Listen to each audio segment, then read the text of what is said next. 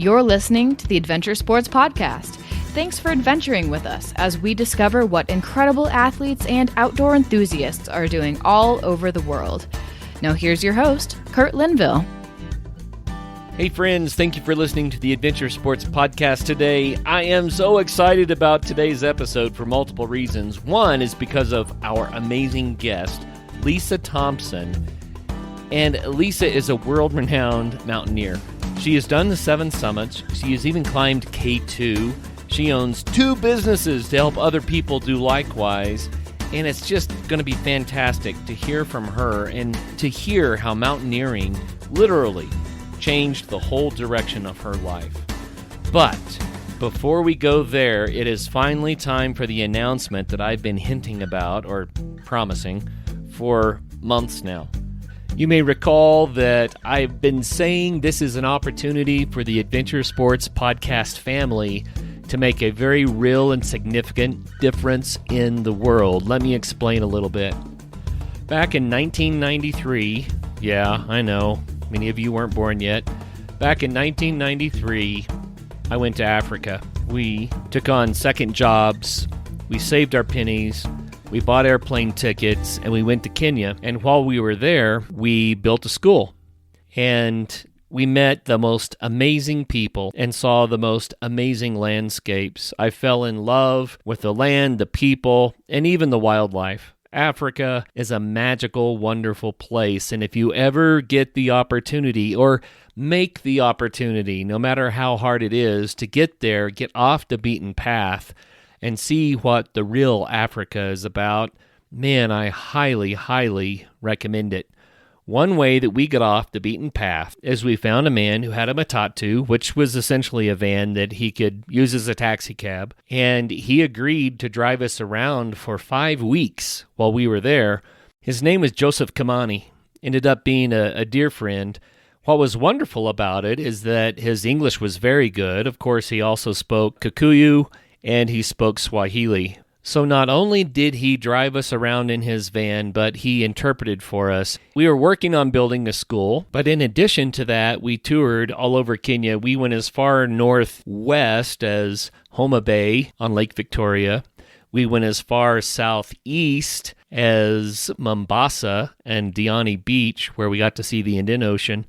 And we went as far south as Masai Mara and got to see some of the wildlife there. But while we were there on the southern border of Kenya, I got to see, towering off in the distance over the plains, the Serengeti of Tanzania, Kilimanjaro. Kilimanjaro is one of the 7 summits, and it's the highest peak, of course, on the African continent. And I looked at it, and it wasn't in the cards for me to go further south, but I said, someday I'll be back. Someday I want to climb you. But we met such amazing, delightful people, and I remember we were near Kisi, and an acquaintance of ours there had invited a huge group of people to come and visit with us, and there was actually a line going out the hut and across the field of people that wanted to come to us, and they were asking us for things. They were asking for things that we generally couldn't provide. And it was kind of an awkward situation, to be candid. But a man walked in, and he had 2 young boys with him. And he held his sons in his arms with tears rolling down his face. And he pleaded with us to take his sons with us back to America, because he just felt like there wasn't any opportunity for them there.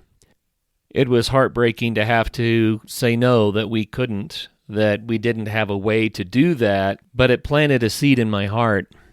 There were many children all over Kenya who needed assistance in so many different ways.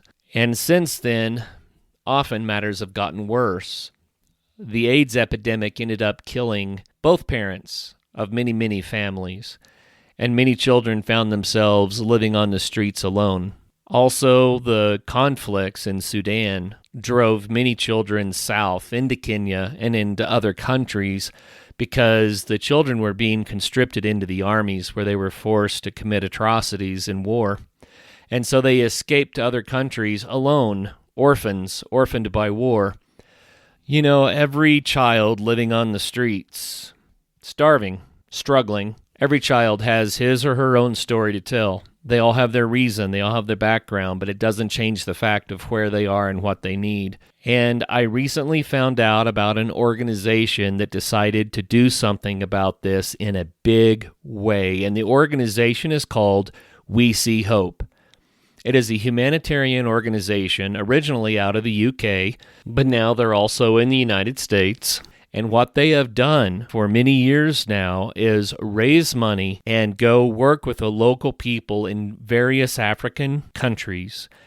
And this organization finds these kids living on the streets, rescues them, they clothe them, they feed them, they educate them, and they give them entrepreneurial skills that they can use to start companies and have real jobs.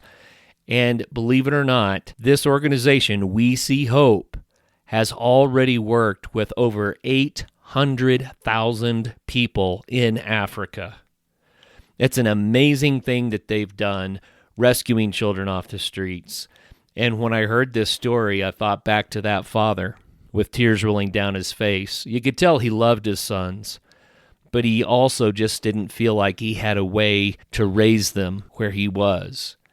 That father that begged us to take his sons back with us, which was something we couldn't do. But We See Hope is doing something better. We See Hope is finding these kids and giving them a future.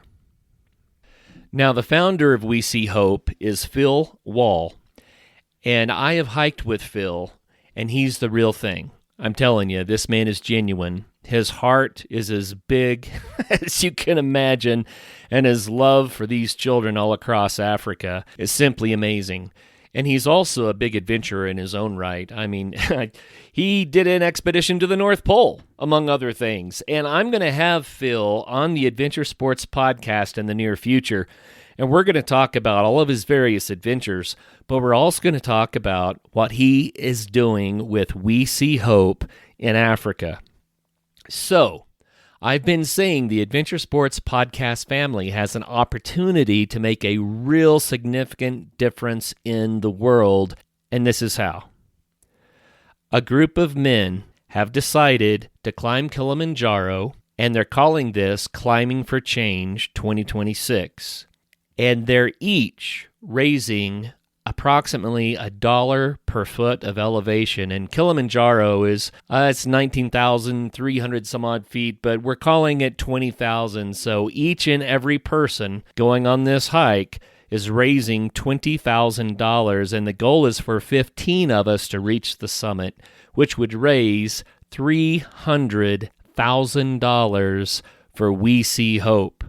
And the goal is to reach more than 100,000 youth that are struggling to get by in 5 different African countries so that they have a chance at a healthy and positive outcome. I don't think I need to tell you the horror stories of what happens to children that are living on the streets in the cities around Africa. Children without parents, children without protection. I don't think I need to go there. But to know that Phil and We See Hope is rescuing these kids, mind-blowing to me, what they've accomplished and what they hope to continue to accomplish. So the big announcement is that after over 30 years have passed since I first saw Kilimanjaro and decided to climb it and said, I'll be back, I am going on this expedition, Climbing for Change 2026, and yes, I'm raising $20,000 for the children in Africa. Now, $20,000, it's a big number to me, but it's also not that big of a number. Why should we stop at 20? Why not 40? Why not 50? Why not 60? Here's the deal. There are thousands and thousands of us that are in the Adventure Sports podcast family. And I constantly say, chase your dreams, chase your adventures, but do it in a way that makes a positive difference for the world. That's what this is about. Now, I'm not going to sit here and ask you to give money to me. That's not what this is about. Matter of fact, everyone that's going to Kilimanjaro on this climb is paying their own way. And all the money that's donated, 100% of it, goes to We See Hope to help the kids. So this is about people that have decided to raise $20,000 each by climbing Kilimanjaro to draw attention to We See Hope. And I know that there are people out there in the audience who have a heart for this, and they've been looking for the right opportunity. I'm not going to sit here and ask you for money, but I am going to say if you've been looking for a way to make a positive difference in the world, this is one way that you can do it. I'm going to put the link in the show notes so that you can click it and do what your heart guides you to do. But the link, in case you're listening and you can't get to the show notes right now, is charity.pledgeit.org/climbingforchange. Let me say that again. charity.pledgeit.org/climbingforchange. When you get to the website, if you scroll down to the bottom, there will be a list of climbers that are going on the trip, and my name should be there too, and you can just click on Kurt Linville, Adventure Sports Podcast, and that way the Adventure Sports Podcast family gets the credit for this. And of course, it's a tax-deductible donation for you or for your company, however you decide to do that. Like I said, spend some time thinking about this. If you want to be a part of the Adventure Sports Podcast family who is making this difference in the world, then I'm going to say thank you in advance. The trip is actually mid-January of 2026, so it's only a couple of months out now.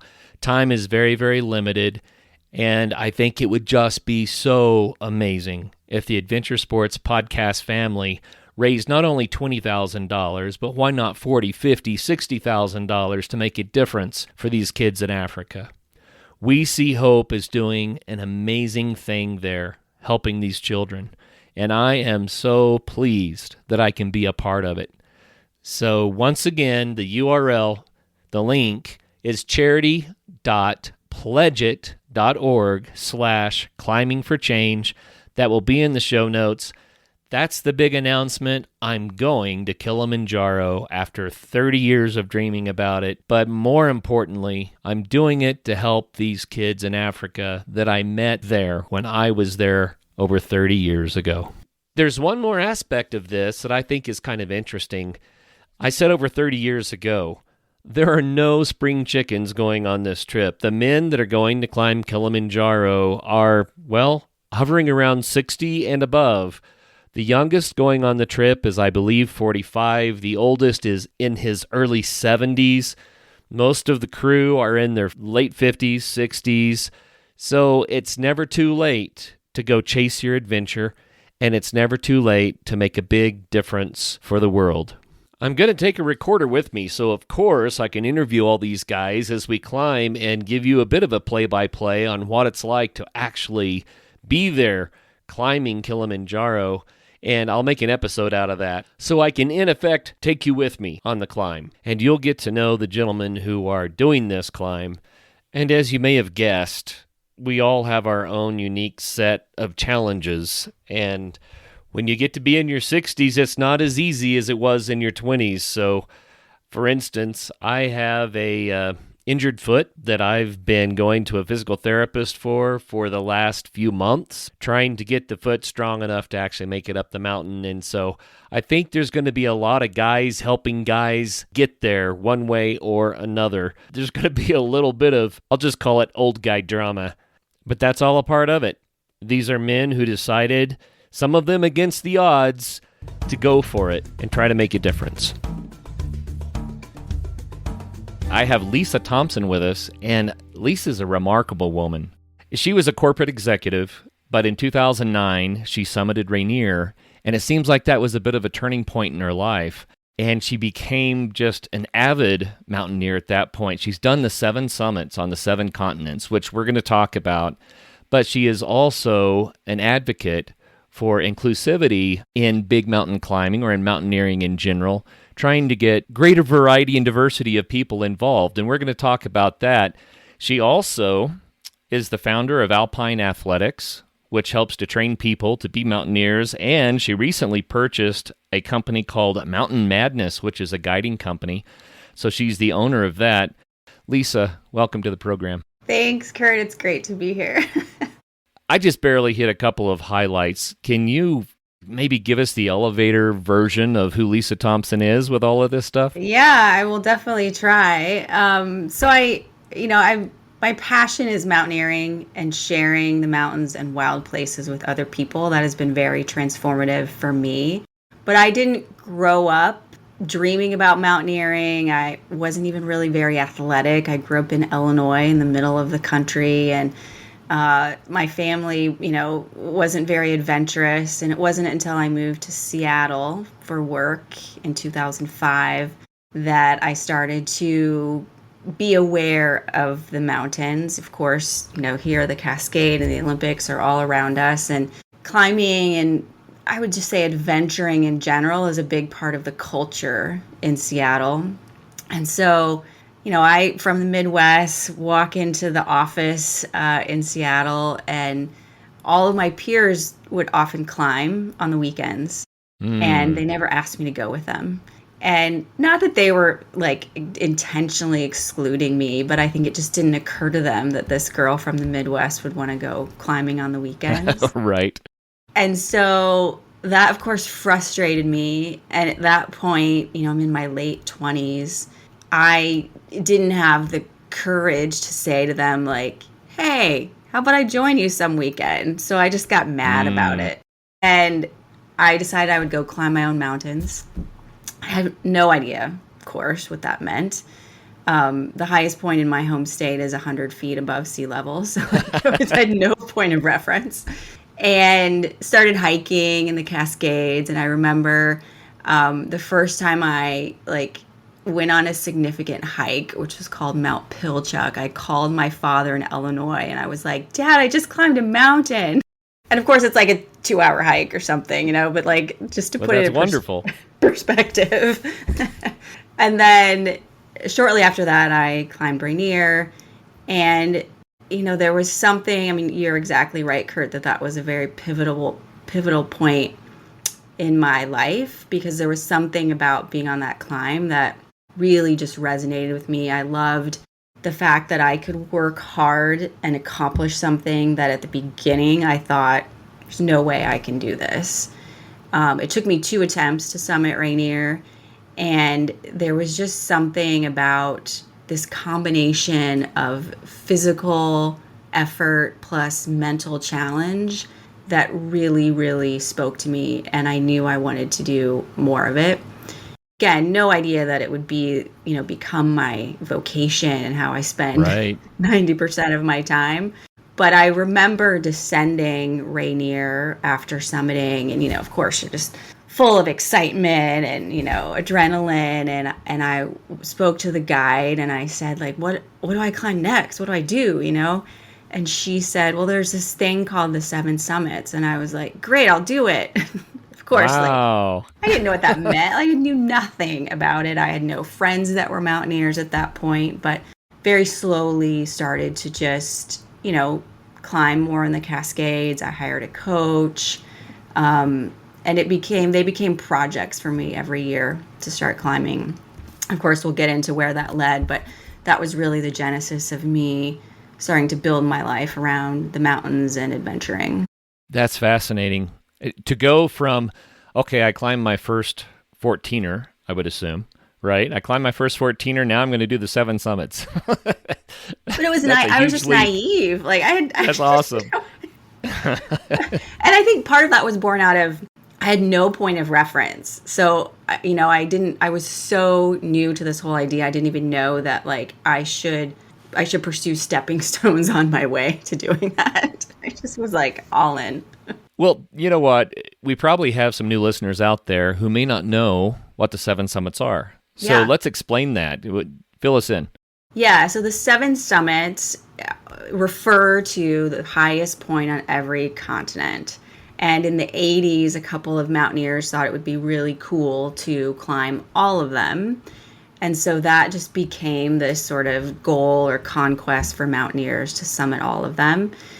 There's a little bit of controversy about what the definition of a continent. So there's actually 8 of them, one in Australia and one in Papua New Guinea that people often climb.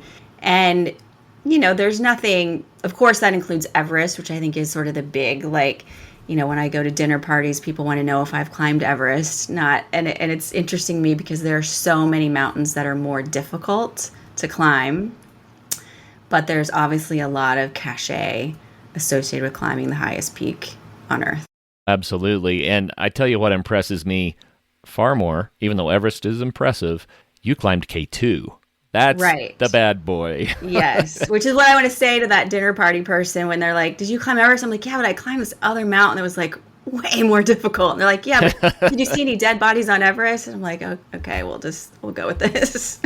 Well, it does have, the reputation. Everyone knows about Everest, and now it's been climbed enough times. It's its own social meme.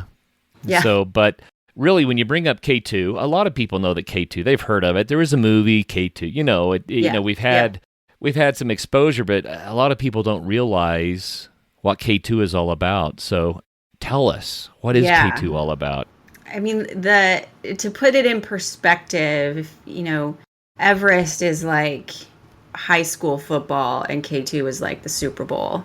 Like that's sort of to explain it in very layman's terms. Everest has, of course, been climbed for decades, and it's become very commercial for right or wrong. That's, sort of how most people approach that mountain. And so with that commercialism comes also safety and a lot of knowledge. And that has made that mountain very accessible for people.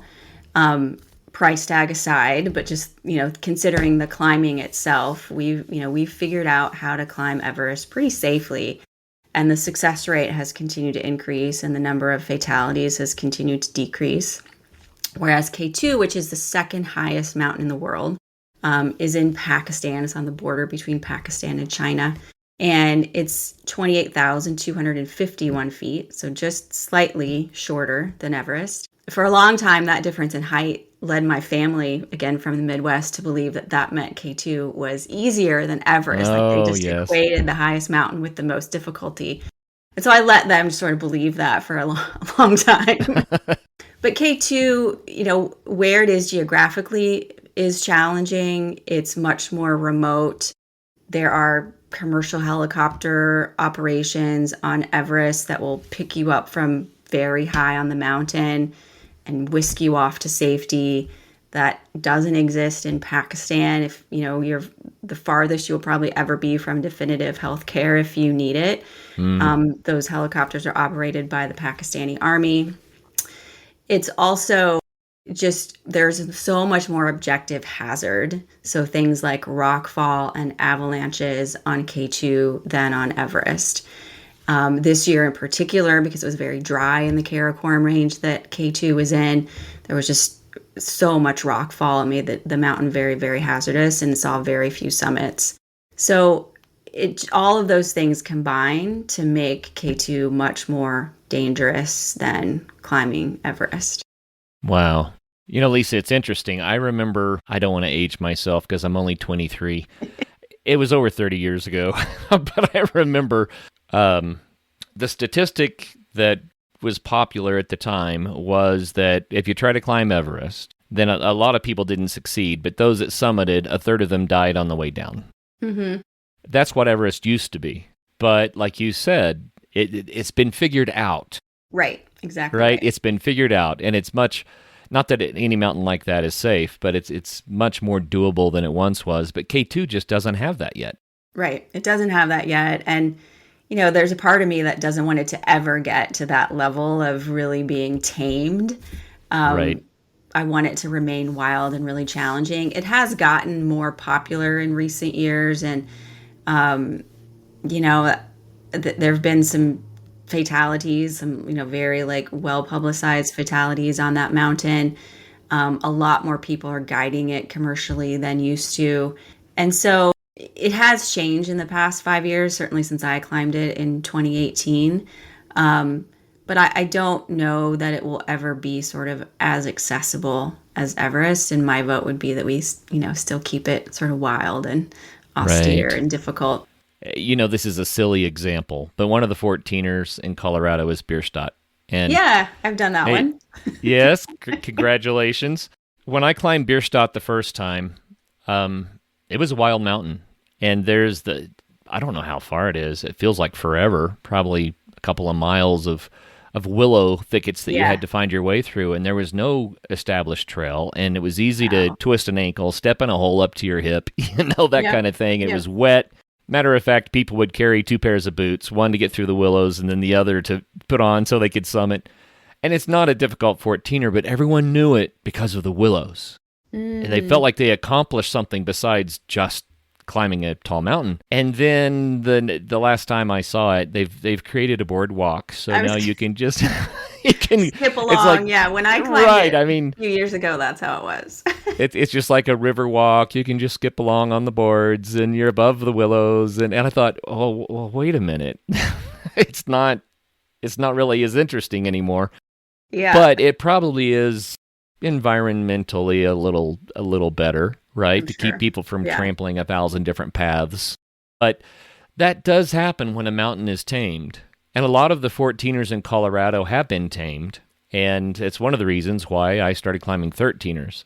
Yeah, Because no I've one's heard there and they are untamed. The other thing that's fascinating, and this is off topic, we'll be right back, folks. 58 14ers if you count them that way, but they're over 700 peaks above 13,000 feet. Wow.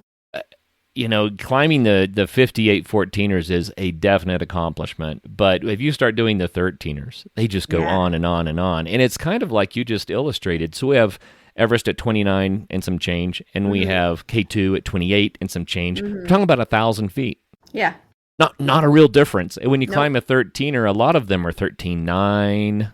I mean, Just they're the almost same there. experience. Yes. I don't know why I'm pushing this. Maybe it's to spread out the crowds a little bit, but I love the 13ers. But you need to know mountaineering because you're going to be finding your own route on a lot of them. They're often more precipitous because they've been weathered more. That's why they're shorter. And but they're amazing peaks. And anyway, so that's kind of a paradigm to talk about. You've been doing climbs to 8,000 meter peaks and others. And it seems like you've started moving towards some of the ones that aren't climbed as often. Yeah, I definitely enjoy climbing, sort of follow that analogy with 13ers versus 14ers. A couple of years ago, I organized an expedition to climb Cholatsi in Nepal, which is just over 20,000 feet. And, it's a mountain no one has, probably heard of, but it's a beautiful ridgeline. It's maybe climbed two or three parties a season. My team and I had to organize the logistics and the rope fixing and the transportation. Everything was on us to put together. And we, of course, partnered with Nepalese outfitters to provide that support. But it was much different than just, clicking book now on a website and sending a check in. And that, to me, that part of it was exciting. And also, one of the reasons I love the mountains is because they've taught me so much. It really pushed me to understand how to organize an expedition and what goes into it and all the little pieces that need to come together. And then the climbing itself, as we were descending into base camp, which is in a beautiful valley, one party was leaving. So we had the whole mountain to ourselves.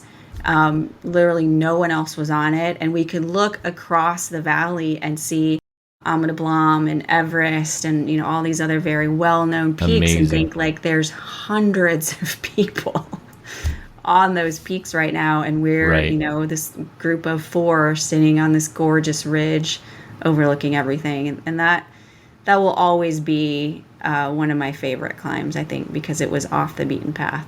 Wow. Hey, friends, here at the Adventure Sports Podcast, health is really a priority. That's part of the reason why for over 10 years we've been encouraging people to get out there and have some fun, because when we become more active, it makes us healthier. Our focus on health is one of the reasons that I'm excited about today's sponsor, True Diagnostic.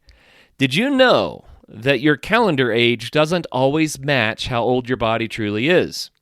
Your biological age, the age of your cells and organs, is actually the number one predictor of your risk for serious diseases like heart disease, cancer, dementia, and more. That's why learning your biological age can be truly life-changing, and that's exactly what the True Age test from True Diagnostic helps you do. It's a simple at-home test. You just prick your finger and then use the provided packaging and a prepaid envelope to send the sample in for testing. No doctor's visits required, no labs, but you'll get great information that can help you to be healthier and understand how you're doing with your own health habits. Now, I always joke that I'm 23 years old. You've heard me say that forever. Obviously, I'm quite a bit older than that, but I'm curious to find out what my biological age is. It's kind of eye-opening when you learn that your biological age, if it's just 5 years older than your actual age, your risk for major diseases can go up by 30 to 50%. That's kind of a wake-up call. But due to epigenetics, and this is the part that really inspires me, up to 90% of biological aging is driven by lifestyle. That means the way that we eat, move, sleep, manage stress, all these things play massive roles in how fast or slow our bodies age. That aligns with the Adventure Sports podcast so much. So I'm taking the test. I'm excited to find out the results. And in addition to my biological age, True Diagnostic also provides a personalized report that's full of science-backed steps that we can all take to slow down aging and improve our health over time. If you care about protecting your health and want to find out what your real age is, head over to truediagnostic.com and use my code ASP to get 20% off your entire order or subscription. That's truediagnostic.com. Use ASP at checkout to get 20% off. Your future self will thank you. It's crazy how easy it is to put off shopping for the holidays. I'm guilty because shopping's not really my thing. That's why I'm glad that our sponsor today, Uncommon Goods, takes the stress out of gifting with thousands of unique, high-quality finds that you won't see anywhere else. So I was just on their website. There's an SUV table that sits on the tire and props out and then against the tire, so it makes an instant table wherever you are, camping or maybe just stopping to sit and enjoy the view. Instant table, pretty cool. I'd never seen anything like that before. Uncommon Goods has something for everyone. It's not just about four-wheel drive enthusiasts, obviously. They have categories for moms and dads and kids and teens, book lovers, history buffs, football fans, foodies, mixologists, avid gardeners. You'll find thousands of new gift ideas that you won't find anywhere else. That's going to help me this year. Now, Uncommon Goods supports artists and small independent businesses. They offer many handcrafted products. They're made in small batches. And with every purchase, I love this, they give back $1 to a nonprofit partner of your choice, which means they have actually donated more than $3.1 million to date. So don't wait. Cross those names off your list before the rush. To get 15% off your next gift, go to uncommongoods.com/ASP. That's uncommongoods.com/ASP for 15% off. Uncommon Goods. We're all out of the ordinary. Yeah. I think that's where we kind of end up. My first 14er was Pikes Peak, the one that has a train to the top. Yes, it does. And a gift shop when you get up there. But from that early beginning, right, I started looking for more and more remote. And the funny thing, Lisa, this sounds bad, but this is just me. It's my hang up. When I get to the top of a 14er and someone walks up to me and says, well, how many have you done? I'm like, I don't care. I don't even keep count.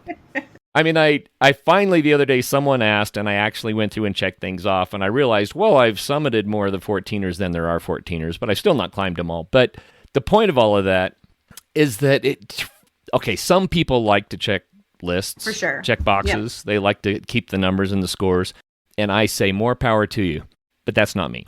Yeah. I am there for the experience. Like you just described, sitting on the peak, four people, you have it all to yourself. You're looking at Everest and Amitabam, and I'm like, wow. Yeah. So and here's the beautiful thing for people listening. You can choose it. Totally. You know, it's yours to choose. And you can have your own motivations and do what you want to do. But mountaineering is such a wonderful sport. And for you, even a vocation. Yeah, it's amazing how that has happened. I remember, I had a corporate job for a few decades. And I remember even early on in my career thinking, like, this just isn't really me. But, I just sort of didn't know anything else. I put my nose down and kept working and, getting promoted and having more and more responsibility. The more responsibility I had, the less it felt like the right fit for me.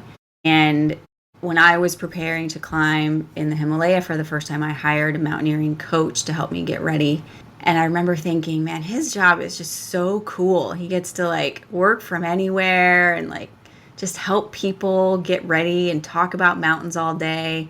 And so when I was at K2 Base Camp in 2018, I sat down. I still had a corporate job, sat down with a notebook and a purple pen and wrote out the idea for starting my own company to coach mountaineers. And so that company still is around today, called Alpine Athletics. And eventually I transitioned from that corporate environment to coaching full time. And what I didn't, I was drawn to it by a couple of things. I love anatomy and physiology and sports, and that stuff really resonated with me. But I also just liked the idea of working within the realm of mountaineering all the time. What I didn't realize in the beginning was how much satisfaction I would get from working with someone who, at the onset, let's say they attempted Rainier and it didn't go well, and they, it's important for them to climb that peak to show their children what they're capable of. And then working with them to understand what went wrong the first time, why that mountain is important to them, and then developing a plan to help them achieve that goal, and seeing them, give it their all and hopefully summit. That brings so much satisfaction to me to know that I played a role in helping someone achieve a goal that they will certainly remember forever and that probably changed their life in some positive way. And so coaching has just been a very special thing for me. It allows me to get to do that. And I'm fortunate that Alpine Athletics has grown, and we now have a team of other coaches that get to do that. And that really led me to being able to buy Mountain Madness, the guiding company that you mentioned in the intro, which is just, even today, I've only owned the company for a couple of months now. And so it's still hasn't fully sunk in that I've, owned this iconic company that was started by Scott Fisher in 1984. And sort of interesting process to get to this point. So in about 2020, I was, still focused very heavily on growing Alpine Athletics, the coaching company. And I was driving in my neighborhood and I saw the Mountain Madness office, which coincidentally is 2 miles from my house. Wow. And I thought, I should reach out to them. I was really trying to network a lot and grow my business. And I just kept putting it off because I didn't know anybody at Mountain Madness. And I thought, what if they don't take me seriously, or, I just put it off. And finally, one night I sat down and just sent this email to the general inbox. And Mark, the previous owner, emailed me back right away. He was super gracious and excited to work together. And so a few weeks later, I walked into the office, and it was sort of awkward because it was still COVID, and the chairs were in weird places. And I was like, that chair looks too close to Mark, and this chair's too far away from him. And so I just sat down, and the only thought in my mind was, someday you're going to own this company. And wow. I was just that doesn't even make sense to me right now. And I just put it to the side because I was I don't want to own a mountain guide company. That's just crazy. But I kept working with Mark. We had, got to know each other well, great working relationship. We would, share clients and collaborate on different events. And eventually he was ready to retire. And I, thought, God, there's no way I can buy this company. That's just, I'd have to get a big loan, and no one's going to give me that much money. And I would even broker conversations with Mark to meet with other people who could potentially buy the company. And I eventually started to get really upset about those conversations. And I was like, I guess I want to do this. And so, fast forward 9 months later, we figured out how to make it work. And it just feels like a very natural progression, going back to what really gave me a lot of joy out of coaching. And part of that is accessibility and just making the mountains more open to other people. And now through Mountain Madness, I get to do that on an even bigger scale with this, company that has an incredible legacy. So going back to that climb on Rainier in 2009, I would have laughed if someone would have said, this is the path that your life is going to take. And now I can't imagine it being any other way. Wow. I love that story. And here's why. It really strikes me. We don't know where the road will go when we start traveling down it often. But if you don't start, you never find out. So true. If you continue to do tomorrow what you're doing today, then you know what your future is going to be. Absolutely. Right? And for some people, that's fantastic. They're like, well, I'm completely satisfied. I love that. That's beautiful. But for other people, they need to take the step. And it's crazy what you just said. 2009, I summited Rainier. I had no idea I would end up owning Mountain Madness and coaching all of these people and have a guiding company and having done the 7 summits. And yeah, how cool. You took the first step. Now, you're a cancer survivor. Right. So there's another challenge. Did that play into this? Yeah, it did really in a big way. I think when I love to look back on my life and look for pivotal moments or points where dots were connected and you didn't realize it in the moment. And so, cancer, I was 42 when I was diagnosed with cancer. It's been 10 years now. And a cancer diagnosis was the last thing I thought at that stage of my life that I would have to deal with. I was, considering myself an athlete and healthy, and you just don't even think that could happen to you. And of course, at the time, I was just confused and mad and devastated and all those emotions that anyone who's ever been diagnosed with cancer has felt. And I'm very fortunate to have, caught it early and had exceptional health care and access to that health care. And shortly after being diagnosed and finishing treatment, I realized just how fragile our lives are, and that I didn't want to spend another moment doing something that wasn't fulfilling to me, that wasn't, involving people that I thought were uplifting and positive and, added something to my life. And so I ended the marriage that I was in. I quit my job. I'm not suggesting all those things to listeners, but this was the path I took. And I really made a commitment to just focus on living a life that was very authentic. And and I knew that having, the mountains and nature be a part of that was key to me and to being happy. And I, had another corporate job temporarily and reconfirmed that that's not the right place for me. But today, when I look back on cancer, and I know this sounds crazy, especially if someone's going through cancer right now, but I just have so much gratitude for that experience in my life, because it helped me really stay true to who I am and what's important to me. And I think if I hadn't had that sort of gut check, that I probably would have continued, in a corporate job for me, which for me was pretty miserable, and that my life would have been much less fulfilling. So I love to look back on things that seem horrible in the moment, and then when you have some perspective and you can see a little more runway after that bad experience, to say this was the right thing for me. I just needed some time to see it. Such wisdom. I'm going to let that soak for a minute. I love the idea of good coming from challenges, or even from bad experiences, the good that can grow out of that. And I've met so many people, Lisa, who just have had really, really rough struggles, really major challenges in life that overcame it. And now they're powerhouses, amazing people, because instead of taking on the victim mentality, they decided to go make something of life. Totally. Yep. And they pursued it, and they learned the lessons, and now they're just so strong, and congratulations. Yeah. Yeah. 10 Totally. years. That's Yeah. fantastic. Thank you. Yeah. It's hard to believe it's been that long. And also, I'm just grateful for like the opportunity that created for me, the perspective that cancer created for me, because I really think my life would have been much different without.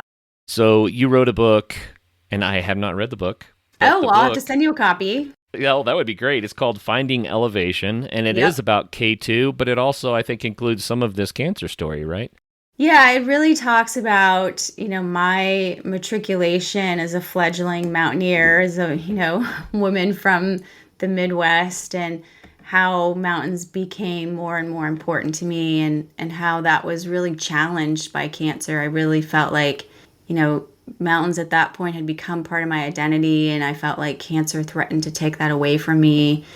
And, I also in the beginning would climb to prove things. If someone doubted me or said I shouldn't do something, that was a really big motivation for me to prove them wrong.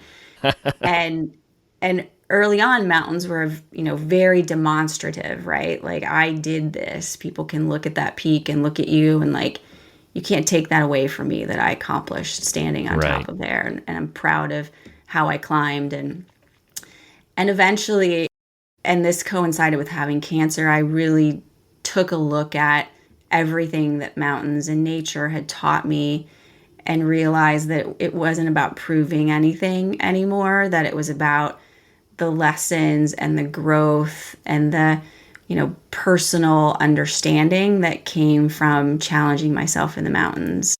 And I didn't really gain that perspective until after I climbed K2 and was fortunate to go back to Pakistan in 2019, and not with an intention to climb anything, but just to look at K2 and be grateful for everything that mountain really had not only given me, but taken away from me, like this need to have to be perfect and prove something. I was going to ask you what your why is.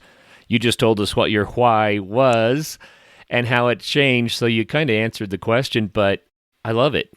And I've talked to a lot of people with that question who say in the beginning they were trying to prove something to themselves or to someone else, or I wanted to be tough enough, I wanted to be big enough. Yeah. But what happens often is people transition, right? And it turns into, no, there's a deeper reason that is my why now. And I think about my own life. I've not done any of the amazing mountains that you've done or anything like that, but I remember when I climbed my first mountain and I got to the top and I was sick. I had altitude sickness and I was exhausted. And I said, well, I never have to do this again. So typical, right? Right. It's exactly it. And of course, 6 months later found me climbing more mountains. And I lived in Oklahoma at the time, so it was a little hard to just keep going. But all of that said, I ended up loving it so much that I can no longer even name all the mountains that I've climbed and when I did them, and when they used to be a big event. Now it's like, hey, you want to do this tomorrow? Let's go. Totally. It just turns into a lifestyle that is so rewarding. But do you have a current why? Yeah, and I totally agree with you, Kurt, that my why, and probably everyone's why, has changed. It was early on wanting to prove people wrong, and then it was, I want to prove to myself that I'm still strong after cancer. And now it's really about making the mountains more accessible to other people. And, my biggest focus now in that regard is towards, creating opportunities for women to climb and creating beginner or easy early pathways for people to start to explore the mountains, as well as like putting together all women's expeditions to climb Ama de Blam. And, the satisfaction that I get out of that is just incredibly rewarding. To this summer I think I climbed 4 or 5 peaks in the Cascades as part of all women's groups. And to see, a woman who, and many of the women who join me are cancer survivors. So to see them, finishing treatment and standing on the top of Mount St. Helens or Mount Adams in the Cascades and just so totally overwhelmed with their accomplishment is just an incredible feeling. Very often the women's expeditions that I put together have some sort of philanthropic emphasis as well. And so, supporting other cancer survivors through our climbs, or supporting women's education in Nepal, and seeing what, for me, mountaineering can be, I think rightly so, a very selfish pursuit. And so to turn that into something that is benefiting someone else, especially women in Nepal or Tanzania, is just, it's incredible. And that for me, is why I keep going back and why I keep doing it. Oh, that's beautiful. It's interesting. I've questioned. So you and I, before we hit record, we talked a little bit about this. On top of the 14ers, I've seen a lot of women. It's not 50-50, Yep. but there are a lot of women. Yeah. Of course, it seems like there are more men for some reason.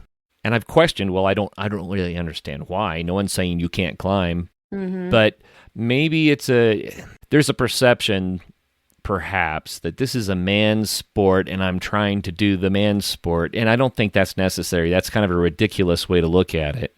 Yep. But give us some perspective on that. As an amazing, astounding, world-class female climber, can you open the door for other women a little bit here? Yeah, I think, and I've thought about this a lot, and I've thought about how can I make it easier? How can I, make the jump to climbing any mountain easier for people and more accessible and easier to learn? And I think that, we all want to be around people who we think understand us, who we think get us. That's what makes us feel like we're a part of something and makes us feel welcome in any environment or any group. And I think when you watch a climbing movie or go to a meetup at your local mountaineering club and you see a bunch of white guys and you're an Asian woman, you're like, I don't think they're going to understand me. And that's a totally fair assessment. And I have often let that create some angst or pressure for me. And I've made a lot of assumptions from the perspective of being the only woman about those guys are going to give me a hard time or they don't want me to be here. And I've also learned that that's sometimes true, but that's the exception, that very often people do want to understand and welcome. And I think making the on-ramp to that easier and simpler for people is part of my next goal in life. I also think that it's important to create spaces where people feel safe to be themselves. And I've, been on expeditions before as the only woman where it just, the comments, the jokes, the photos that were being passed around didn't make me feel welcome or safe. And so calling that out, I think, is also important, and saying hey, we're all on this team together, and, what's going on right now is not really comfortable for me. And it took me a long time to have enough courage and a big enough voice to say that.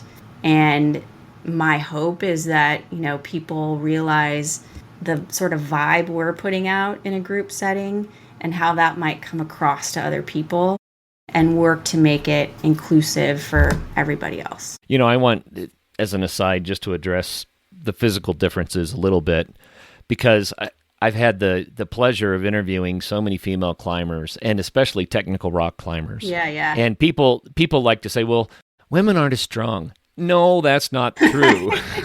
That is so ridiculous. The strength to weight ratio of these female climbers. Yeah. Oh, man. So amazing. Cool. Amazing. Yes. And, you don't have to be 6 feet tall to do amazing things. And so it's such a misnomer. I don't know where that stuff comes from. I just want to say, for all the ladies out there, you might even have an advantage. You might even have an advantage. You can do it. But you had a company that trained people so that they could do it better. Yes. And I was curious about that. I almost forgot to ask the question. If someone says, I could never do that, are you kidding me? Right? What is your response to that? Oh my gosh. So I love digging into this question with people, because I really want to know where that comes from. Where does that belief that you can't do something? Right. What's the genesis of that? And really working with people on that level to understand, why do you believe you can't? And often it's because they haven't seen other people who they align with doing something. And so being able to show like there are incredible women or people with disabilities or people of color doing these things. And, it just the thought that you can't do something, like, I want to eradicate that from people's beliefs, because it's not true. And I think often we just haven't been shown the way, or we haven't been guided, or we haven't really analyzed why that is and why we believe that.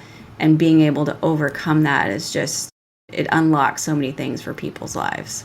This is kind of a parallel thought to what you just said.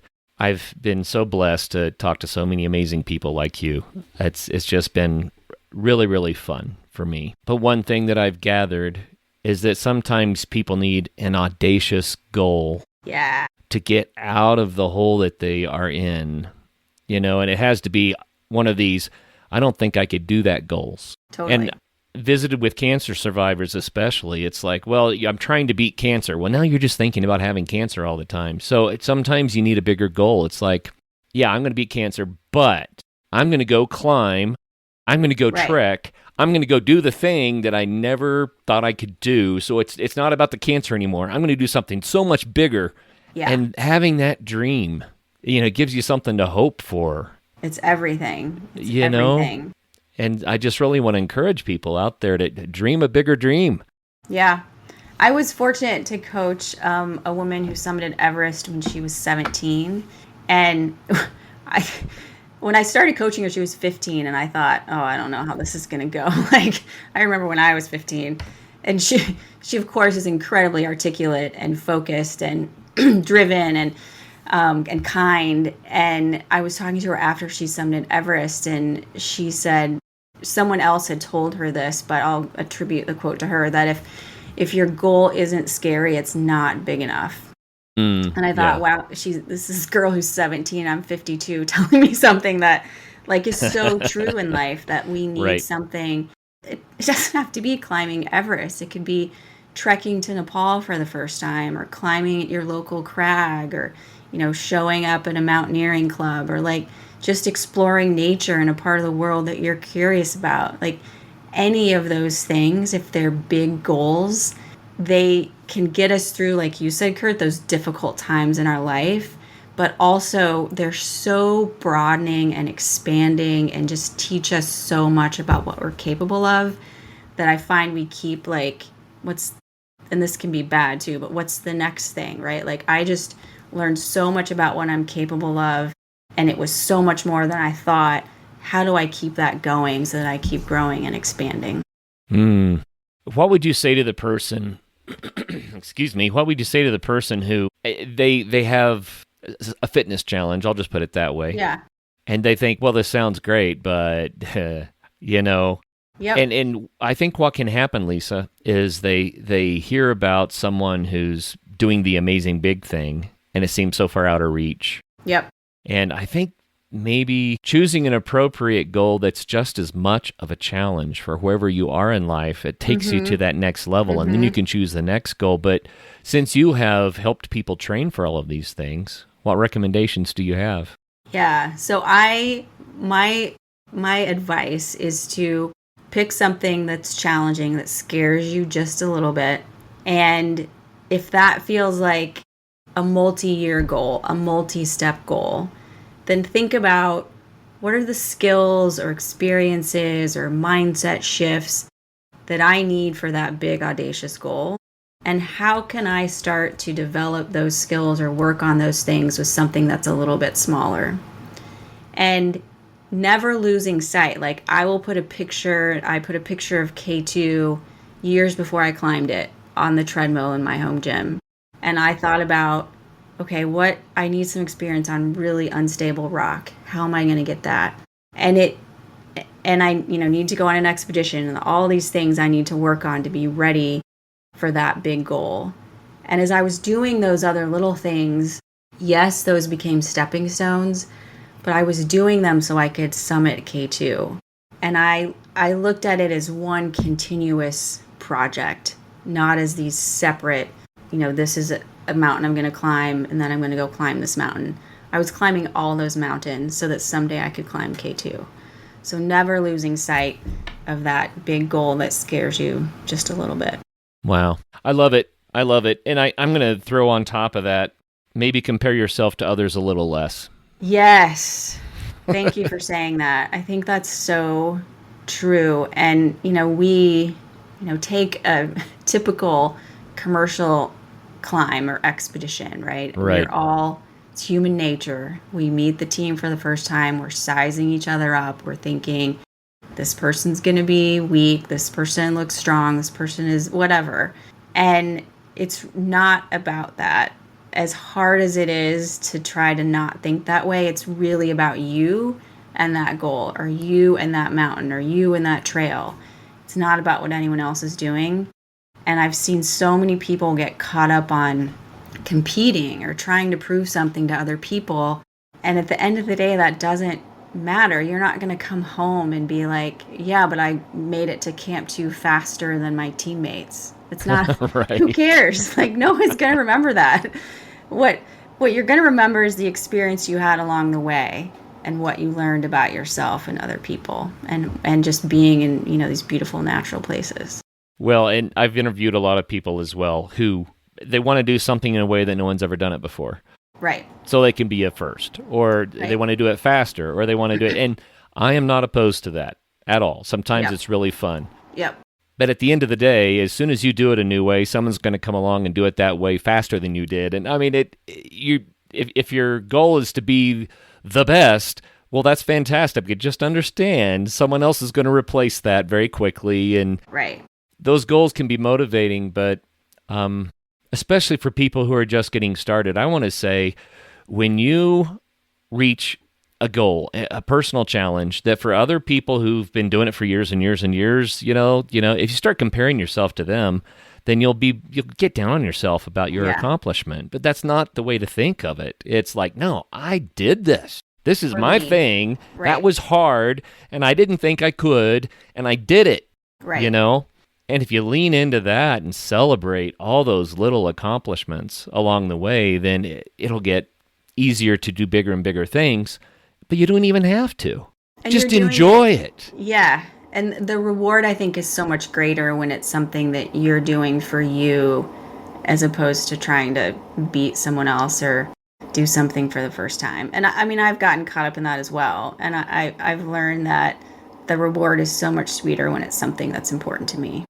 I'm going to shift gears just a little bit. We haven't told a lot of stories. We gave a lot of information about how and why, and, tell us stories about climbing. I'll let you choose the peak and the experience, but something that stood out to you. Yeah. And I used to ask this question, tell us when something didn't go as planned, when something really bad happened, but I'll let you decide. Maybe it's something glorious that happened. Yeah, I will. This summer I had, I'll say the fortune, but it was a pretty big sufferfest of climbing Rainier in one push. And it was something that I tried to do many times and just didn't come together for, whatever reason. And so the first time I summited Rainier, I remember getting to like 12,500 feet and the guide coming over to me and saying, like, he sort of went down the line of people, like, you need to turn around, or you need to take better care of yourself. He had some little bit of advice, and some of it wasn't great. Like, there were people he sent back down. And he came to me, and of course I'm like, oh my God, he's going to turn me around. He's going to turn me around.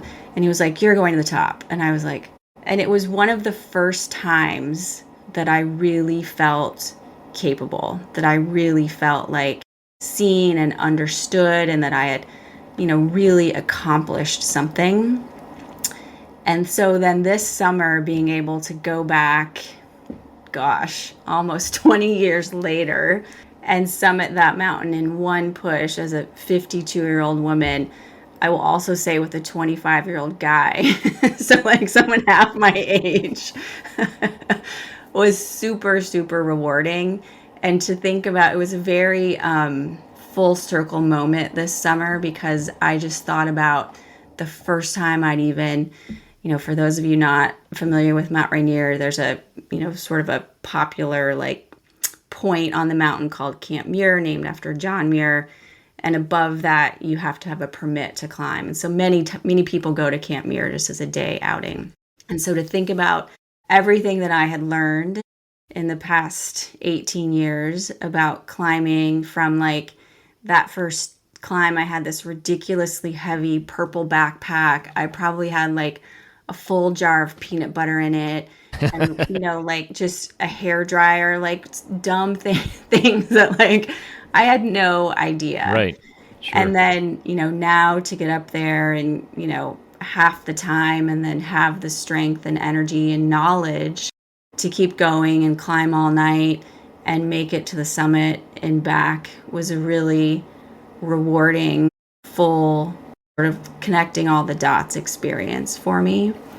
And it's important, I think, to do that. I had another moment like that on K2 where, in 2018, I didn't know for sure that I was going to summit, of course. I wasn't confident when I left my house in Seattle that summer that I had what it took. That goal still felt very big and very scary. And so I remember going to the airport to fly to Pakistan and telling myself that I was just going to do my best and I wasn't going to climb above my ability. Like, those were the two things, and whatever else happened was fine. But as long as I stayed true to those two promises to myself, I would be happy with whatever outcome. And of course, I was, incredibly fortunate that things worked out and the weather was good and the team was strong and we made the right decisions and we summited and came back down safely. And the next summer, I was asked to guide some women to K2 base camp. So I instantly said yes, because I, was happy to be going back to the Karakoram. And there's a moment on the trek where you get to a place called Concordia and you turn to the left and you see K2 for the first time. Yeah. And, you're sort of in this like amphitheater of big mountains for most of that trek. And you're like, God, these are huge, stunning, pristine peaks. And then you turn, you're like, holy like, okay, I'm gonna walk from here to there and back. No way.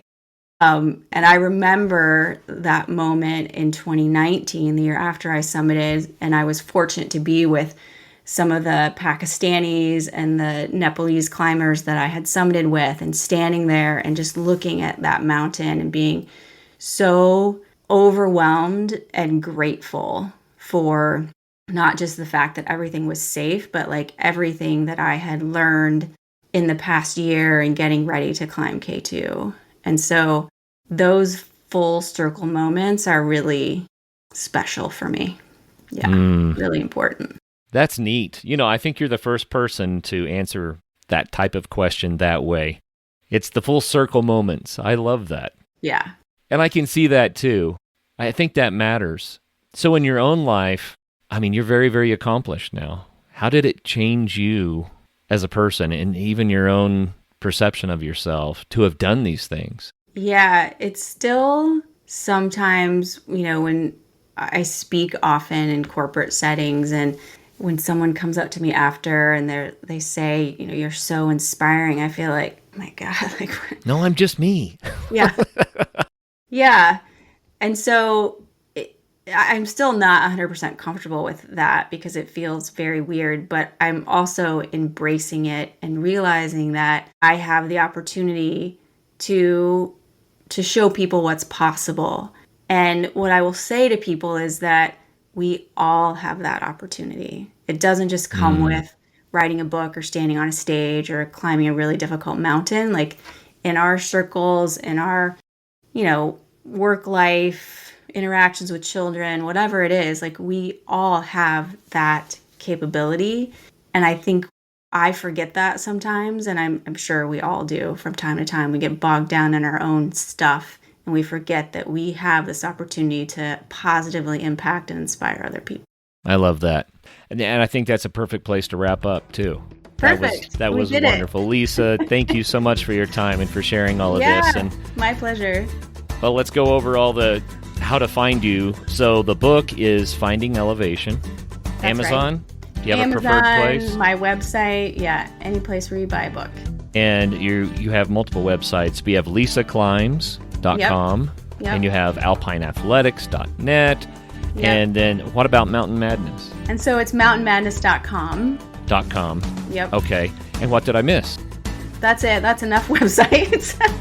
But you can also keep track of me on Instagram, which is Lisa Climbs. It's basically those same names, Lisa Climbs, Mountain Madness, and Alpine Athletics. Oh, that's great.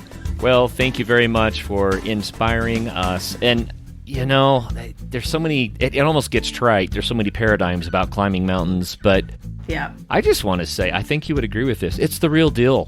When you've done a couple, you're like, no, it's not trite. It changes you, and it's worth it. It does. You're right. There's a million parallels, but it is so worth getting out there and experiencing it and just seeing what happens. Oh, fantastic. Well, thanks again. And for all the listeners out there, I love this. I love mountaineering, of course, but I find your own mountain, and it may not even be a mountain, but whatever it is, get out there and have some fun.